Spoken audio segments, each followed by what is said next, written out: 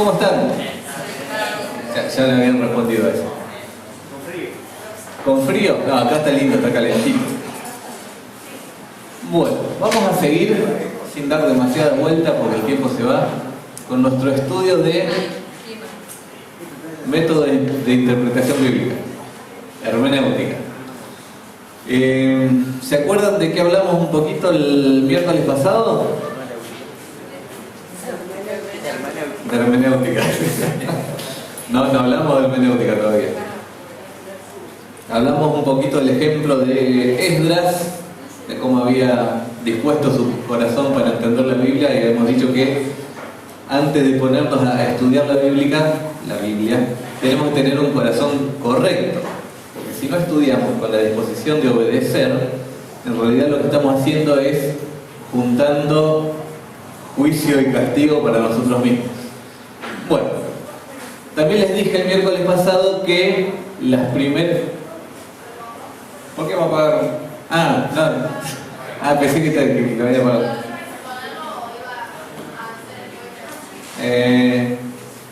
Ponelo nomás que se vayan distrayendo. Había dicho el miércoles pasado que las primeras clases iban a ser un poquito más técnicas, porque van a ser la base que nos va a servir después para estudiar bien la hermenéutica y cómo entender la Biblia. De todas esas clases técnicas, esta es la más técnica.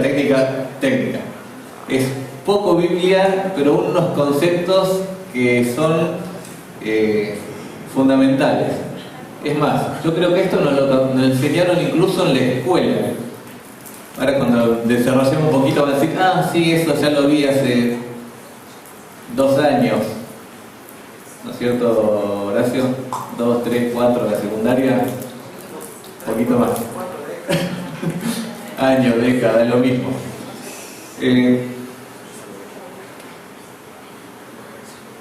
Vamos a empezar definiendo un poco lo que es la comunicación.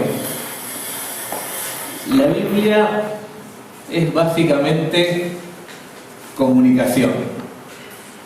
Comunicación de parte de Dios.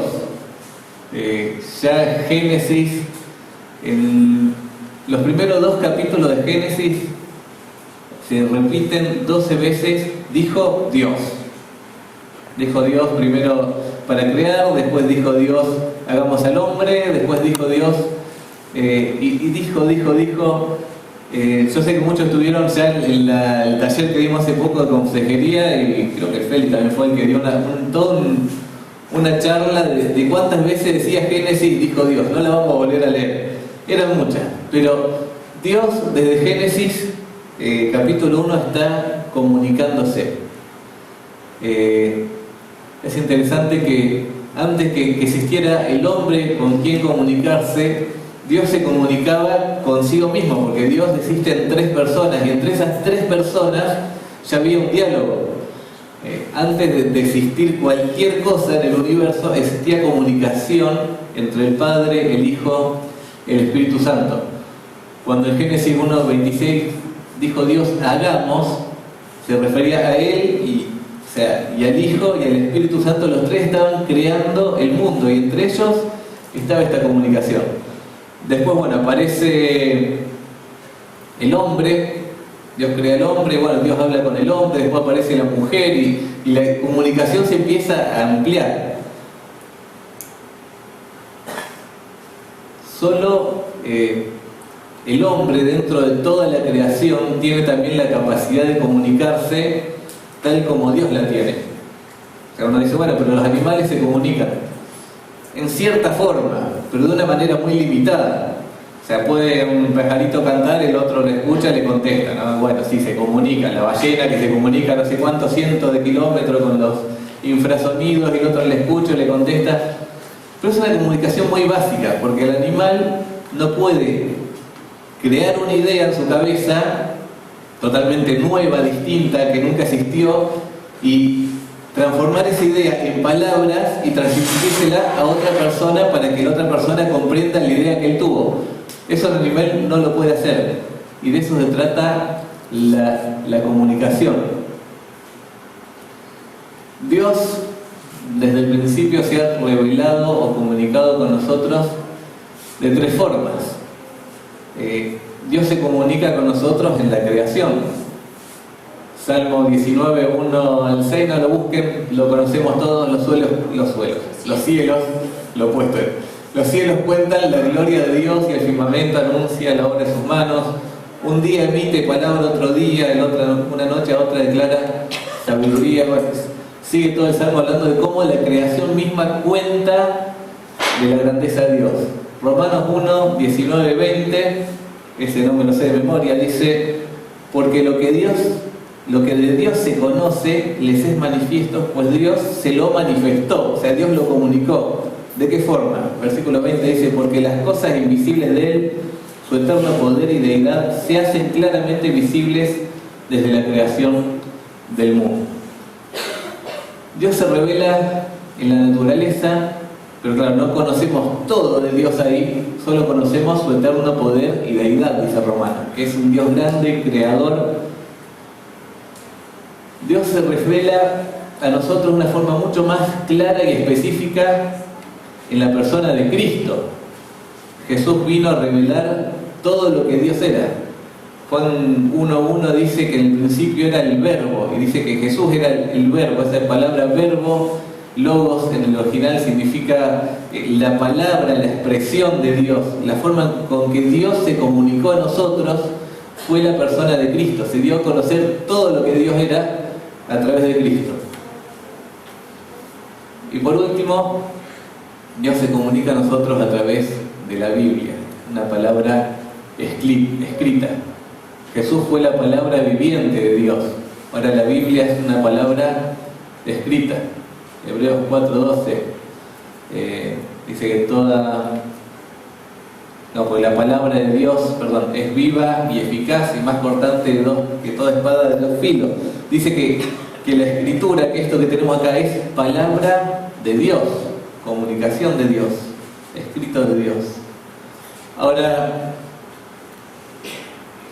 si tenemos que definir lo que es la comunicación, está en pantalla, dice, el término comunicación procede del latín comunicare, que significa hacer a otro partícipe de lo que uno tiene. Básicamente, entonces, comunicación podría definirse como transmitir a otro u otros una idea que uno tiene. O sea, yo tengo algo, se lo transmito a otro, yo tengo esto en la mano, se lo doy a Karina, ella la agarra, le comuniqué, en este caso, el puntero que estoy usando, ¿no? Ahora, con la comunicación pasa eso a nivel de ideas. Lo que yo tengo en la cabeza, se lo quiero pasar para que ella también lo tenga, entonces se lo voy a comunicar. Obviamente a través de palabras o de otra forma. Esto sí se lo tienen que acordar de la escuela. ¿Sí, no? ¿Quién se acuerda que en la escuela le enseñaron los elementos de la comunicación? Levante la mano. Listo, pasamos a la siguiente.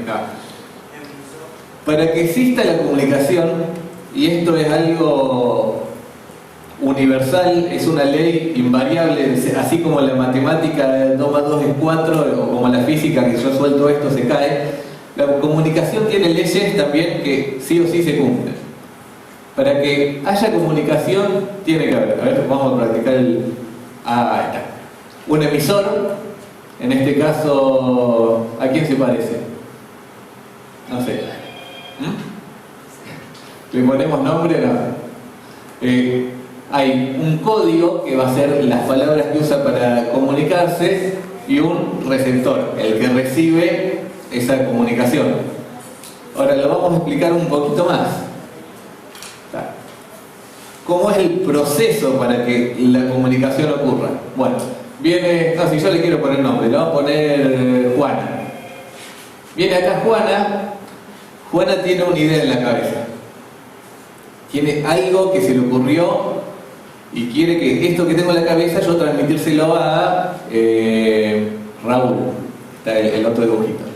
¿Cómo hace para la idea que tiene Juana en la cabeza llegar intacta tal cual a la cabeza de Raúl? Bueno, Juana va a agarrar esa idea y la va a codificar, la va a poner en una especie de lenguaje, código, signo, expresión corporal, lo que sea, que puedan recibir forma de mensaje y llegar hasta Raúl. Por ejemplo, yo pienso ahora en mi cabeza en un auto. Tengo la idea de un auto. Yo quiero que el mismo dibujito que tengo yo del auto en la cabeza lo tengas vos. Ahora, ¿vos sabés en qué auto estoy pensando? No. Si te digo auto, vas a pensar, se te hace automáticamente un dibujito en la cabeza, un auto, pero no necesariamente el mismo. Ahora, yo quiero que tenga uno específico en la cabeza, entonces voy a buscar la forma para que vos tengas el mismo. Yo digo, ya sé, el auto blanco de Caballero.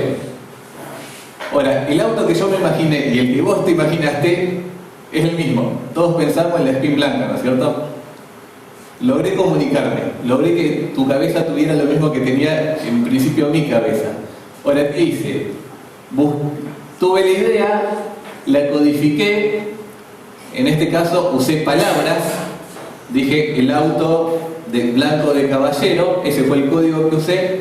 Ahora, ese código fue el mensaje que se transmite hasta, en este caso ustedes, que recibieron el mensaje, lo razonaron, lo decodificaron y se volvió a armar en su cabeza la misma imagen que yo tenía en la mía. ¿Se entendió? Es un proceso simple, pero muchas veces no funciona y hacemos cada lío cuando no funciona. Ponerle que acá, ¿cómo se llamaba? Juana tiene una cabeza, por ahí cuando elige las palabras, las eligió mal, entonces el mensaje ya salió medio distorsionado. Cuando Raúl lo escuchó, encima lo interpretó peor todavía, y la cabeza que se hizo Raúl, la imagen que se hizo Raúl en la cabeza no es la misma que aquella, y ahí se arman los malentendidos. Bueno, cosas que suelen pasar en la comunicación. Ahora, así funciona. Siempre. Acá en la China, en Marte, iba a decir, cuando haya gente en Marte va a funcionar igual en Marte. Ahora, la comunicación tiene algunos principios, algunas reglas, leyes, así como decía recién que en la matemática tenemos leyes, principios, reglas que son invariables. En la comunicación pasa lo mismo. Algunos de esos principios son que el propósito, se lee así, de la comunicación siempre es impartir o transmitir una idea. O sea, para que haya comunicación, la comunicación va a tratar de transferir una idea desde el punto A al punto B, desde una persona a otra, siempre. Si no estoy transfiriendo una idea, entonces no me estoy comunicando.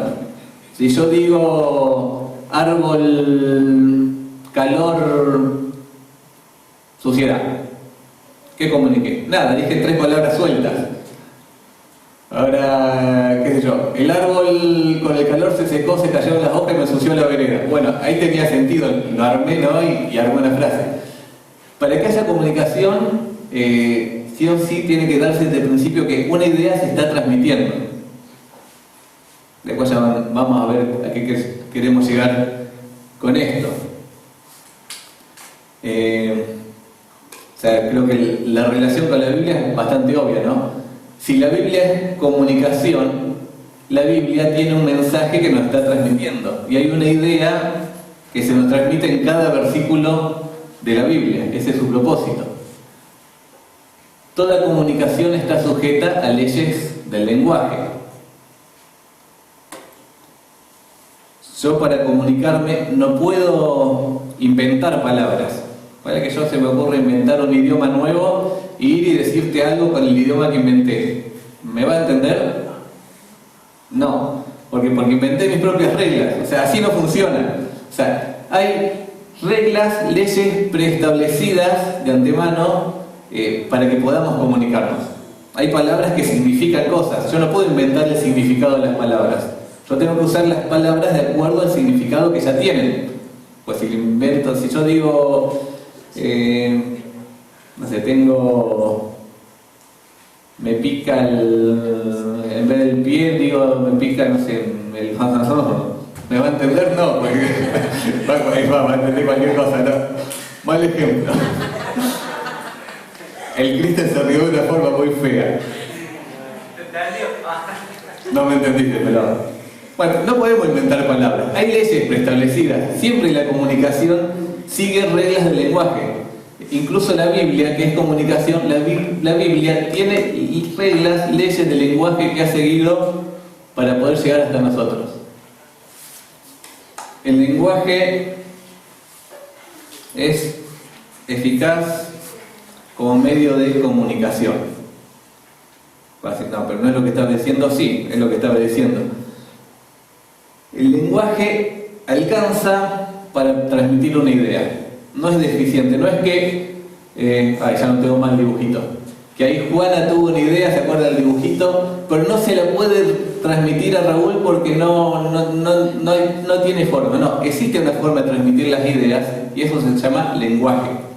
El lenguaje sirve para transmitir exactamente la idea que una persona tiene hacia otra, si se usa correctamente. Algunas personas, al estudiar la Biblia, por ahí saltean un poco las reglas de comunicación. No están pensando tanto en el mensaje que me está transmitiendo una persona, sino en lo que yo puedo entender de la Biblia de acuerdo a lo que yo estoy buscando o queriendo estudiar o queriendo encontrar.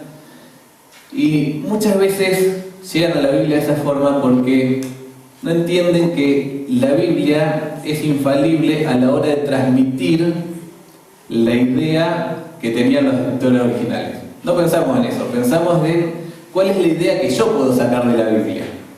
Ahora, la Biblia es totalmente eficaz para transmitirme qué estaba pensando la persona que le escribió. Y me está comunicando el pensamiento de esa persona. ¿Se acuerdan el dibujito? La idea en la cabeza de... ¿Cómo era? Juana. Bueno, lo transformamos masculino ahora, tenemos un autor que se llama Juan en la Biblia. Juan también tuvo una idea en la cabeza y la escribió en palabras. Y esas palabras quedaron registradas. Ahora, por más que Juan ya se murió, hace 1900 años, no está más Juan con nosotros, el día de hoy yo puedo saber exactamente qué estaba pensando Juan cuando escribió. Porque el proceso de comunicación me dice que la idea que tenía Juan en la cabeza, él la codificó y la transformó en palabras para que las personas que lean esas palabras puedan recibirlas. Entonces, así como pasa con Juan, con Pablo, con cada escritor bíblico, yo puedo saber qué estaba pensando la persona cuando escribió, porque justamente escribió para transmitir esa idea. El lenguaje es eficaz como medio de comunicación. Es un error llegar a la Biblia tratando de encontrar yo algún significado o alguna idea que me sirva a mí sin llegar con el principio en mente de lo que estoy buscando es esa idea original que el autor estaba transmitiendo. A ver. Pasamos a otro tema. Hablamos de comunicación. Ya que mencioné recién el significado, vamos a hablar un poquito de significado. ¿Qué es el significado de algo? Bueno, ¿qué es el significado de eso?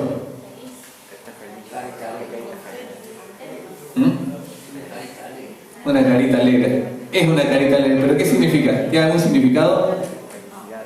¿Se te viene algo a la mente cuando vos la ves? Un emoji. Feliz. Bueno, piensa en feliz, felicidad, feliz. Ahora, significado es el valor mental que yo le doy a una expresión lingüística. Y puse emoji porque es interesante que el significado no solo está en palabras. A veces buscar el diccionario del significado de árbol. Te va a decir, ¿cómo es el significado de árbol? Ser vivo multicelular, no sé, qué sé yo, imagínate un significado de árbol. Ahora, no solo las palabras tienen significado, hay muchas cosas que tienen significado. A ver, el significado de esto. Triste. En tu mente significa triste, en la mía también.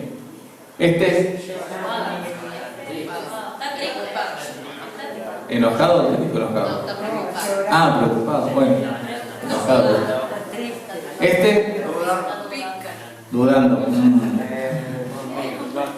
O sea, todos automáticamente entendemos lo que es un significado. Esto es un significado mucho más... De 80 para arriba. De 80 para arriba te hacen la multa. Claro. Máximo 80. A ver cómo andamos con tránsito. ¿Eso qué significa? Vale. ¿Qué es eso? En Argentina no lo conocemos. A él no le van a prestar nada. Acá, es más, el significado que le damos a este señal en Argentina está equivocado. Pensamos que es disminuir la velocidad cuando llega a una esquina y ver si viene alguien. No. Esa señal te obliga a detener la marcha. Por ley. Si una persona de tránsito, un inspector de tránsito, ve que está la señal de pare y vos no detuviste por completo la marcha del auto antes de seguir en la esquina que está eso, te puede hacer una multa, porque significa que tenés que no disminuir la velocidad, tenés que parar. Esa... 60 máximo. No le van a dar el carnet. 60, sí, 60 correr. Mínima, muy bien. Mínima 60, ese está en la autopista. Ese, a ver cuánto sale.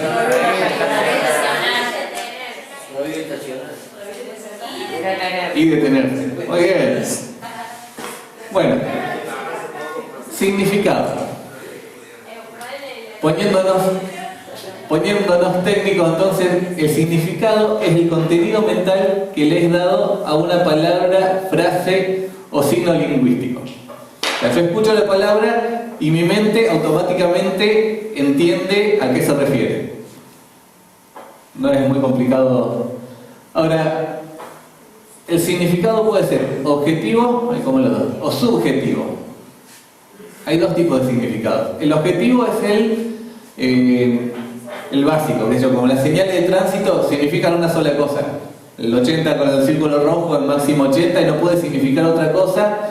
Una palabra tiene un significado objetivo. Vos la buscás en el diccionario y significa 1, 2, 3 significados, pero significa algo. Y eso no varía, es objetivo. Ahora, las cosas pueden tener un significado subjetivo también. Puede variar ese significado no tanto por lo que significa en teoría, sino por el peso o la reacción que causa en tu mente al escuchar esa palabra. Por ejemplo, yo digo la palabra corralito.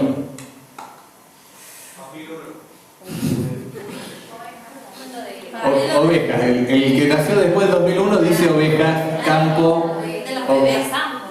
Bebés, ay, qué tierno. Bueno, para los que somos un poquito más mayores, no solo tiene una definición técnica la palabra, tiene una connotación negativa, ¿no? Vos pensás en corralito y te pones triste, querés llorar. Lluvia, por ejemplo. La lluvia es significado objetivo, precipitación en forma de agua líquida que cae del cielo a la tierra, con él. Le inventamos un significado objetivo. Ahora, subjetivamente, una persona que vive en un área desértica, que llueve muy poco, la lluvia la asocia con alegría. ¡Qué lindo llueve! La persona que vive donde cuando cae 2 gotas inunda, va a decir, uy, qué feo llueve. Tiene un significado subjetivo. ¿Quién dijo hincha de Boca? Ahora, así como la comunicación tenía leyes, el significado también tiene leyes, vamos a decir las dos principales. La primera, siempre el significado de una comunicación está en la mente del autor de la comunicación.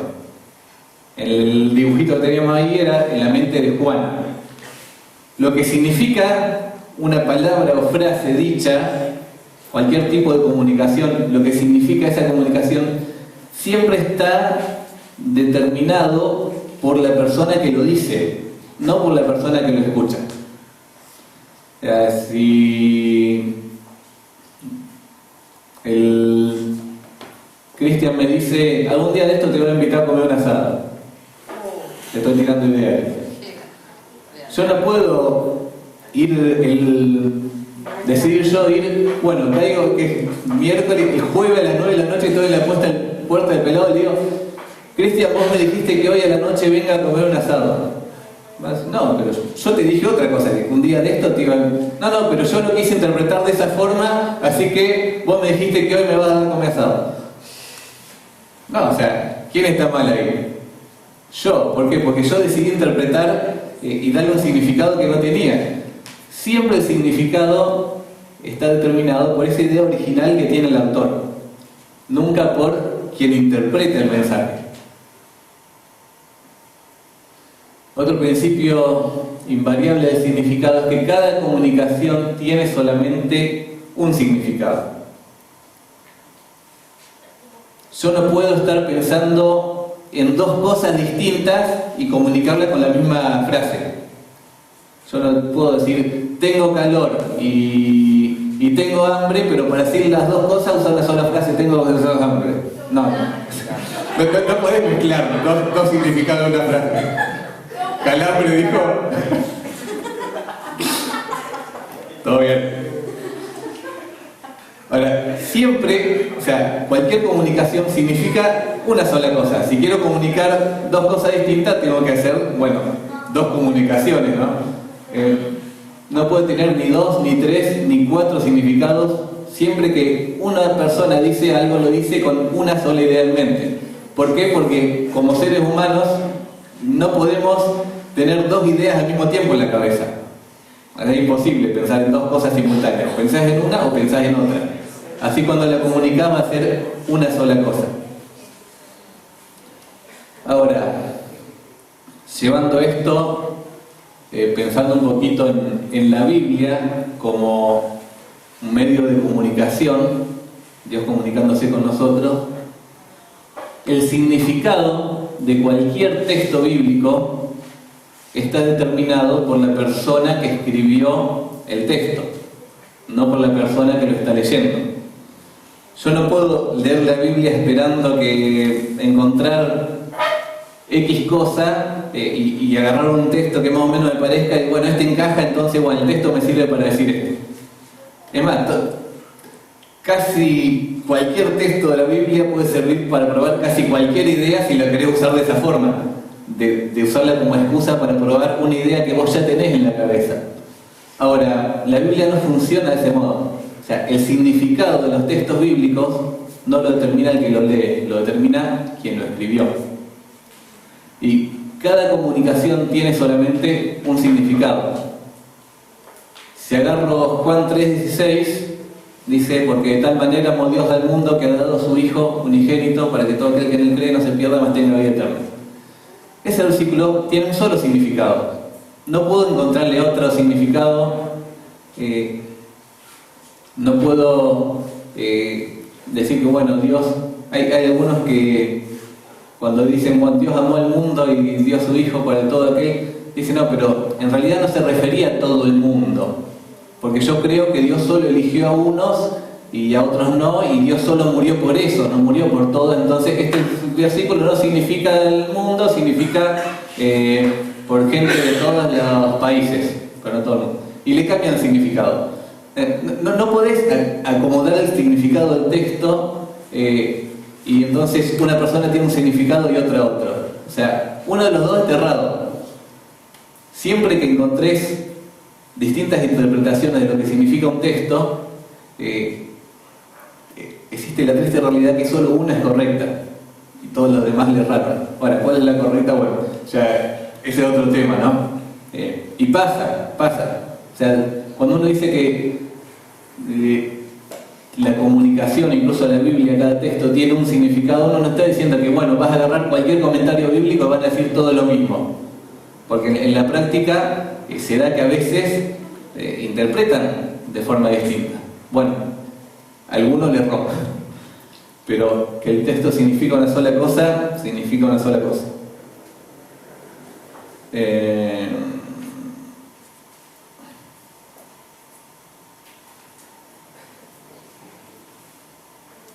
Un ejemplo, este para todavía. Ya no sé cuántas predicaciones distintas escuché, bueno, ya de 30 años en la iglesia, por ejemplo, de la historia de David y Goliat. Querés hablar viene alguien queriendo hablar no sé, de liderazgo. Un buen ejemplo de liderazgo, bueno, vamos a usar a David. Dice, ahí estaba David con Goliat y David era un buen líder porque David supo detectar enseguida la necesidad del pueblo y David supo ser resolutivo, David supo luchar contra la oposición porque la gente le decía que no iba a poder y él no hizo caso a la oposición. Y puedo sacar un montón de puntos de la historia de David y Goliat para hablar de liderazgo. ¿Querés hablar de servicio? Bueno, David estuvo dispuesto a sacrificarse por el pueblo. Primera característica de un líder, ¿no? De estar dispuesto al sacrificio personal. David se apoyaba en Dios para su servicio. Él iba en nombre de Jehová de los ejércitos. Y podemos sacar un montón de puntos. Es más, la clásica es, agarramos las 5 piedritas, ¿no? Que David juntó el arroyo, son los 5 puntos del servicio. O queremos hablar de la confianza, y ahí sí nos calza justo, ¿no? Porque ¿quién mejor que David, que confiaba en Dios? Y David confió incluso cuando la gente le decía que no podía, y confió incluso cuando el gigante era más fuerte, y confió. Ahora, el pasaje o habla de liderazgo, o habla de servicio, o habla de confianza, o habla de otra cosa, pero no puede hablar de todo al mismo tiempo. No tiene todos esos significados, y cuando la persona que escribió la historia le escribió con algo en mente, con una idea que quería transmitir a la persona que la leía. Por ahí estaba pensando en liderazgo, no sé, pero si es liderazgo entonces las otras no son. O estaba pensando en servicio. Te dejo a vos que lo estudies y llegues a tus propias conclusiones. Pero no podemos usar la Biblia para sacar un montón de ideas. Las ideas ya están ahí, hay que encontrarlas. Este puntito después dejo abierto a preguntas, porque alguno no me entendió, que es lo más probable que sí. Hablamos de comunicación, hablamos de significado, pero la comunicación es un poquito más complicada todavía. Las palabras no solo tienen un significado, muchas veces hay una intención y un sentido con el cual las palabras se dicen. Por ejemplo, ponerle que estamos todos acá ya sentados, arrancamos reunión 9:05, 9:15, entra una persona, no vamos a dar nombres para no escuchar a nadie, pero entra una persona, lo más piola, ya en la mitad de la reunión se sienta ahí como Pancho por su casa, y yo que estoy acá al frente, así interrumpo un poquito la enseñanza y digo, sería bueno que todos lleguemos a tiempo, ¿no? Los miércoles. Y después sigo. Ahora, ¿qué significa lo que yo dije? Bueno, que es bueno que todos lleguemos a tiempo. Ahora, hay claramente una intención en lo que dije, ¿no es cierto?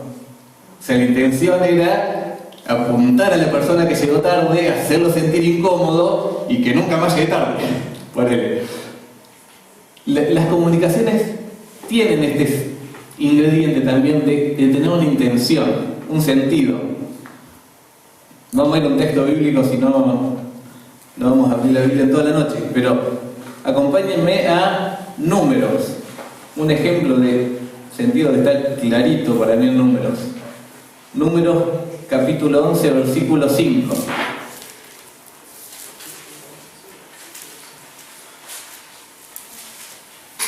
¿Alguno que lo lea?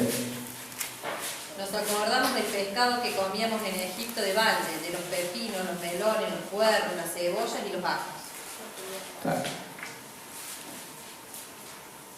Si tendremos que decir así, muy a grosso modo, ¿qué significa eso de lo que está diciendo? ¿Quién se anima? Que el pueblo de Israel extrañaba la comida que tenía. Que el pueblo de Israel extrañaba la comida que tenía en Egipto. Ahora, si Sí, si vamos a sacar el significado básico ese.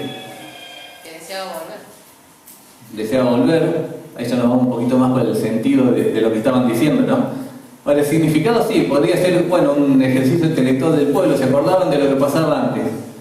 Ahora, no lo dijeron solamente por eso, o sea, había una intención. Aún más, la persona que dijo esto, por ahí originalmente eran los del pueblo de Israel. Pero ¿quién escribió este versículo? O sea que el que se está comunicando acá no es los del pueblo de Israel con nosotros, sino Moisés escribió esto para comunicarse con nosotros, para transmitirnos una idea.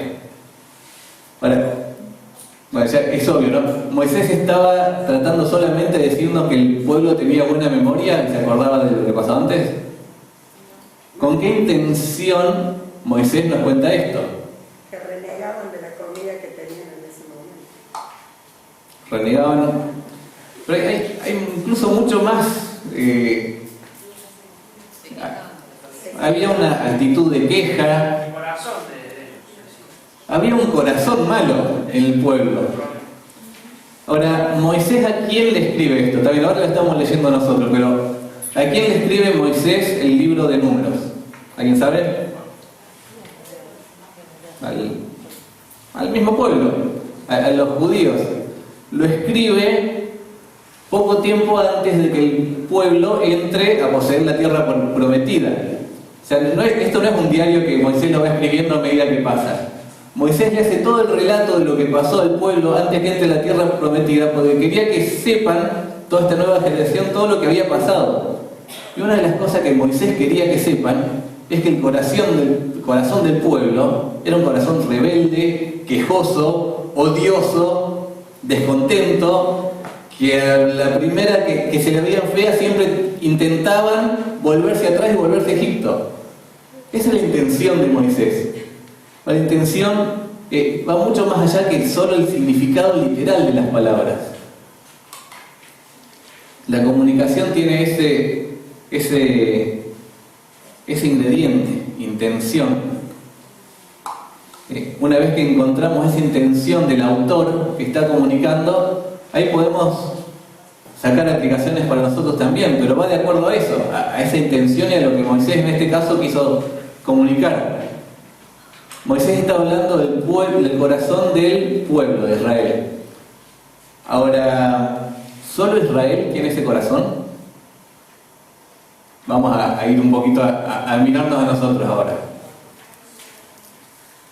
La advertencia que está haciendo Moisés al contar esta historia, ¿solo sirve para el judío que estaba por entrar en la tierra prometida? ¿O sirve para nosotros también para decir, tu corazón va a anhelar aquellas cosas buenas, entre comillas muy grandes, que por ahí podías obtener sin Dios?